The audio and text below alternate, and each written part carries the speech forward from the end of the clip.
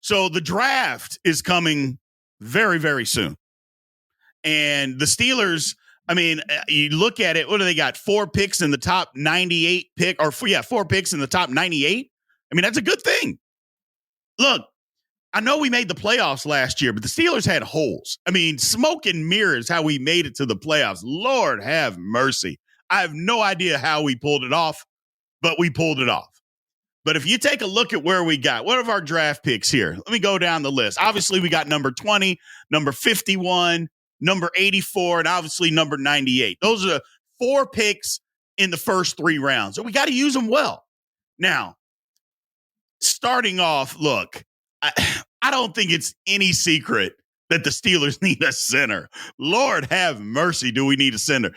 You know, Mason Cole, I mean, it is what it is. He just wasn't the guy. He just wasn't the guy. We need a new center. And there are some centers that are out there, people.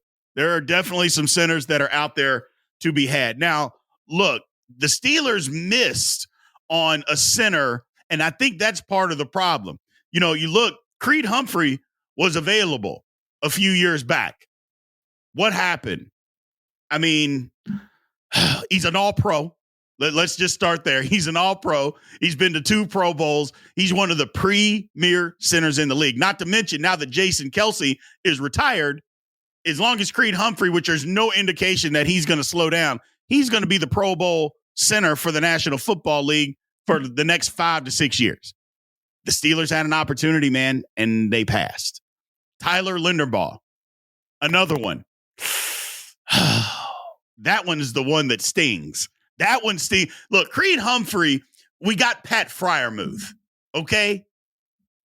Would I have rather had Creed Humphrey? I think if Steeler fans are being honest, the answer is yes, we would have. But the Linderbaugh one hurts even worse because Linderbaugh was taken after we took Baby Hands Pickett, who is no longer on our football team. Lord have mercy. That's the one that stings because, again, he was a Pro Bowler this year. He's a good center. And he went to the Ravens. Man. That's the one that stings even more. That we had an opportunity, and instead we forced a quarterback down our throats for absolutely no reason. Pickett was a 3rd, 4th round talent. We picked him in the 1st round, and we paid the price for it. I mean, literally, he's not even on our team anymore. So that goes to show you that the Steelers, look, I love the new regime. Omar Khan is saying we made a mistake. Well, first of all, that wasn't his mistake because he didn't draft him. Okay, he didn't draft Kenny Pickett. So he's saying we made a mistake. It's time to erase the mistake. We can get out of this right now and move on. I like it. So let's take a look at some of the guys that we can take at center. 1st round, I think we have to address it first. That's number 1. We got to address center first. I know how the draft works. So you don't want to get into, okay, we got to take this position. We got to take that position. If you get into that mode, you're going to get in trouble. You got to take things as they come because you don't know exactly what other teams are going to take. So the draft is a huge ebb and flow. I understand that part. But center has to be the top priority. It just does. You know, we can't go without having a good center. You can't have a good line. Nobody's ever heard of having a good line and a bad center. That just doesn't go together. So we've got to do it. Now, look, everybody talks about Jackson Powers Johnson out of Oregon. First of all, I don't know for a fact that he'll be there when the Steelers are up at number 20. But even if he is, I'm under the philosophy of this. I want proven guys. He had one great season at Oregon. He was a backup in 2022. In 2021, he was a defensive lineman, people. Now, how many times have we seen guys that have 1 year of starting, in college of experience, and then the next thing you know, they get drafted high, and then it doesn't work out? We've seen it over and over again. Not to mention, he not only has 1 year of starting experience, he changed positions. So that's what I'm talking about. Look, I get it that he's a great talent. I would rather have the proven guy. Give me Zach Frazier all day out of West Virginia. I love him. 3 years as a starter, started as a freshman, as a guard, moved to center. Give me him. Look, local guy. I bet he would probably die to play for the Pittsburgh Steelers. I love this pick at number 20. Now, a lot of people say, well, he's a second round pick. There's no way that he's going to be around at 51. It's just, he's not going to be there. So every now and then you got to reach. You got to reach. Now, I know there's a day 2 pick that's out there, and I actually really like him too. It is Cedric Von Prawn Granger. Started for 3 years at center for 2-time national champ Georgia. He was a starter last year, a stalwart on their offensive line. I wouldn't be mad if we got him.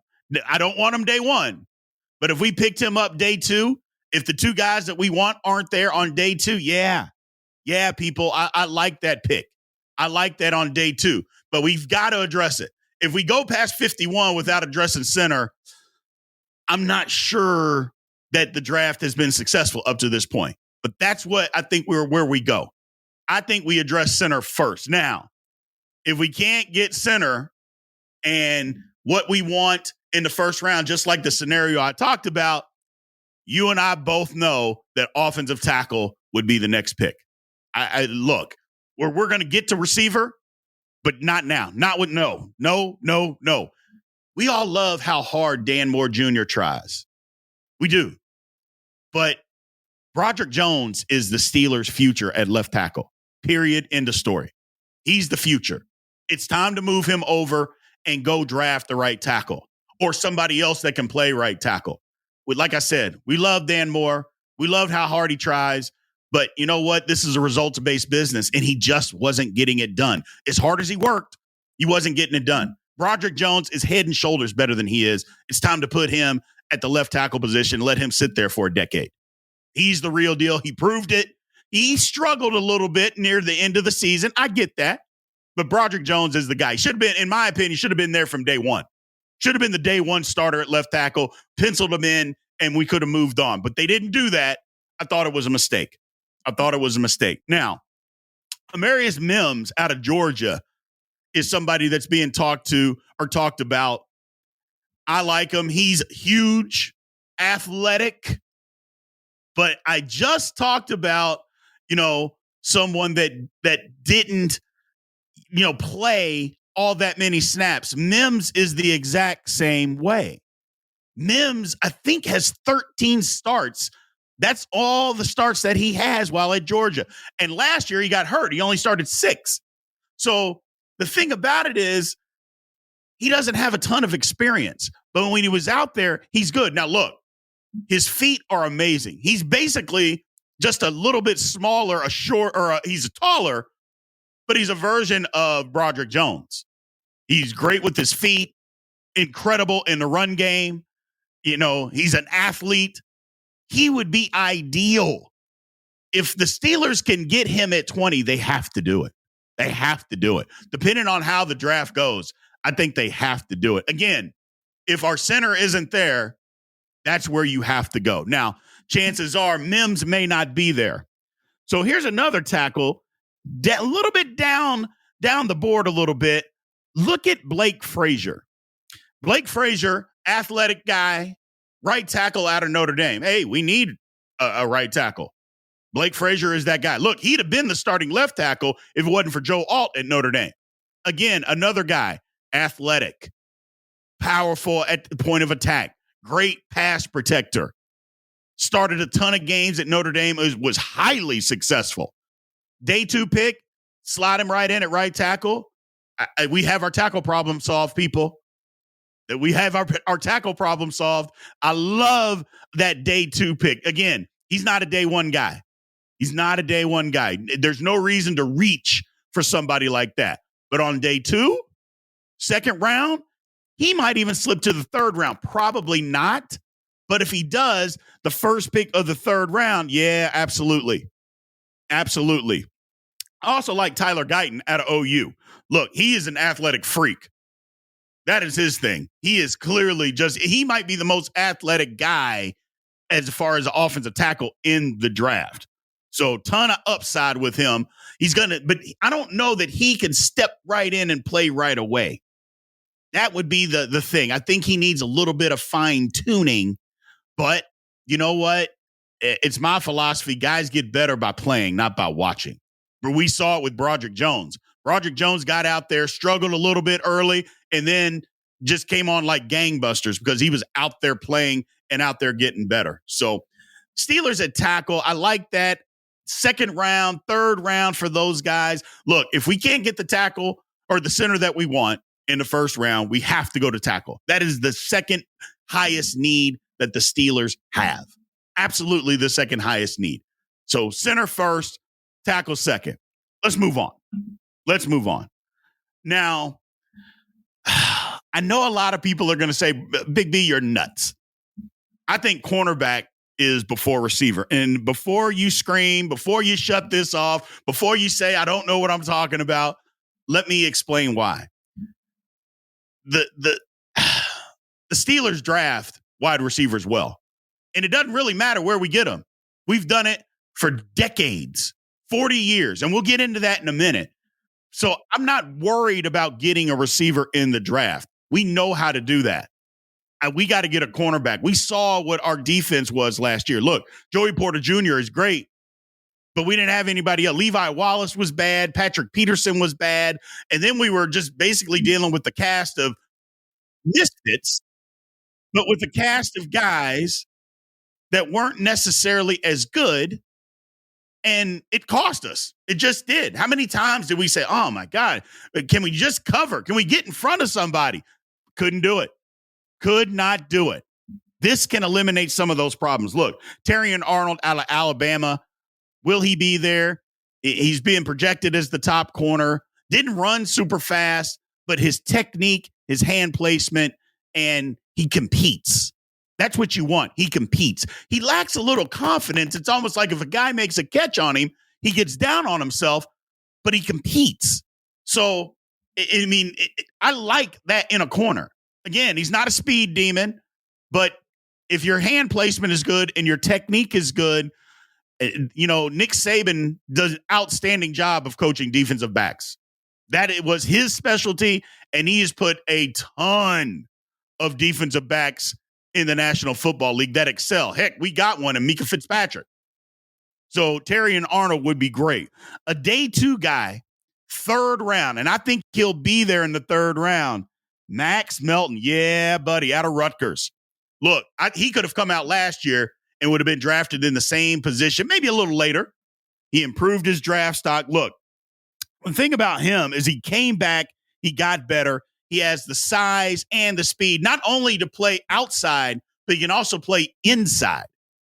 And with today's game and the way that they throw the ball around, if you can be a slot corner and an outside corner, number one, you've made yourself a ton of money. But two, you've become almost invaluable to a franchise if you're able to do that. That's something that he can do. Look for him maybe late second, early third round. And then here's another name to throw out there. Cam Hart out of Notre Dame. Again, not a speed demon, but not slow, but extremely physical. Kind of in the Joey Porter Jr. mold. Now, I'm not saying he's as good, but the one thing that I do know is that he played against Marvin Harrison Jr. this past season. Go look at the tape. And don't tell me about Marvin Harrison Jr. having a hurt ankle. I don't want to hear it. Just go look at the tape. He performed very well. He's strong, outstanding punch. He's good with the jam. He can play all three positions. He can play zone. He can play press man. He can play off man. He's athletic. Another thing that Steeler fans love is a cornerback that can tackle. And this guy is going to come up and tackle you. Now, does that mean that maybe he's a future safety down the road because of his size? Because he's big. He's big. Maybe so. Maybe he can be in the mode of a Mika Fitzpatrick. If he has to be a slot corner or a slot safety, maybe he can do that.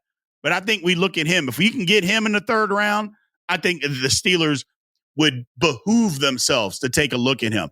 A lot of selections there, but they got to get – these are the picks that the Steelers got to take. Not necessarily these guys. I think these guys would be a fit, but in the first four picks, they got to address these areas. They have to address these areas.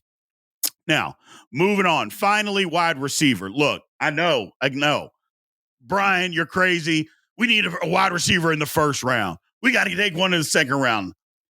I mentioned it.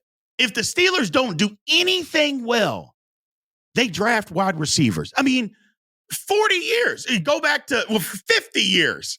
Lynn Swan, John Stallworth, A.B., Hines Ward, and Santonio Holmes, Plaxico Burress, Martavius Bryant. I mean, the list goes on and on.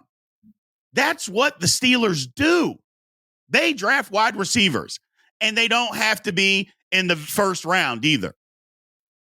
Antonio Brown was a 6th-round pick. John Stallworth, I think he was a 5th-round pick.